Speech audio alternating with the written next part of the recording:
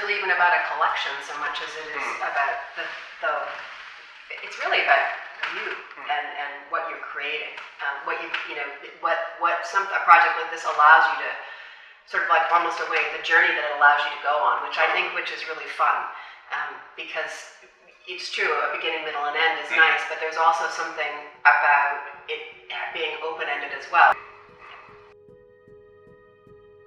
Where do you want to start? I don't even know where to begin.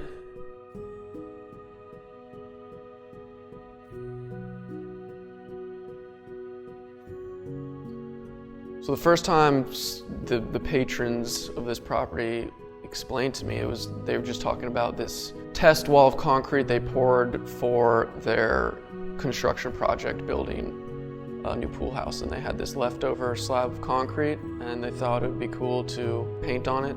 After visiting the slab, it kind of became more real, and I saw that it was a huge opportunity because it was such an epic scale on this property right on the water. And it was, it was something that I could perhaps push to make something even bigger in a larger scale project. They were fully supportive. I mean, from the get-go, they wanted me to, have a bunch of creative freedom entirely to do something that I wanted, which almost put more pressure on me. I didn't know what I wanted to do, but, in retrospect, I think made the decision to do something super out of the box and out of my comfort zone. I've never really done a series before in any of my artwork, and the intent of the project from the owners, which is a great idea, was this ephemeral, evolving canvas on this super grounded concrete slab. So something to be painted over and over, kind of evolve. I knew I wanted to do a series, but an actual short story that was written never crossed my mind till months after they kind of first introduced the idea. And it was something that was super new to me, never done it before. It was kind of like a full-blown experiment. It's super simple and short, and that was kind of like methodically planned out because I wanted it basically to just be a picture book kind of for adults, 'cause even though it is, simple in those regards, I think it's true that you could say more with less, and so that's kind of the theme of, trying to string together this story with only 3 pictures, 60 words per chapter, and only having 3 chapters.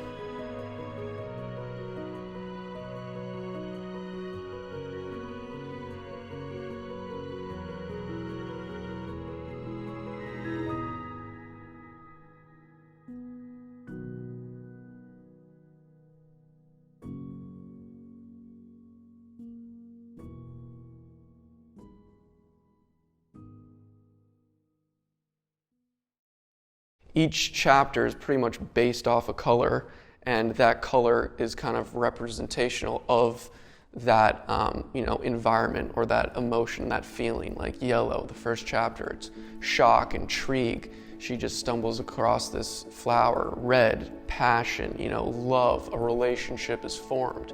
And blue, like loneliness, melancholy, loss. The colors are extremely important. And are another avenue to tell the story.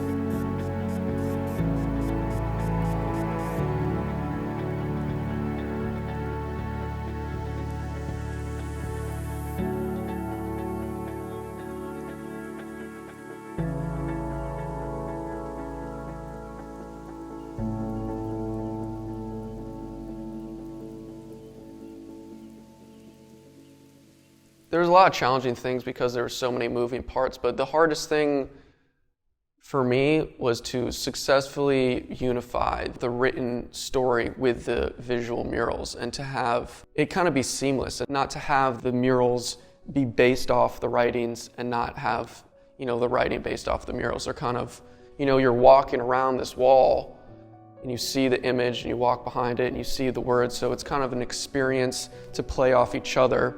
I was nervous that, maybe it wouldn't make sense, maybe it wouldn't be super smooth, but, I think that's for people to decide. What's next? Ooh, good question. What is next?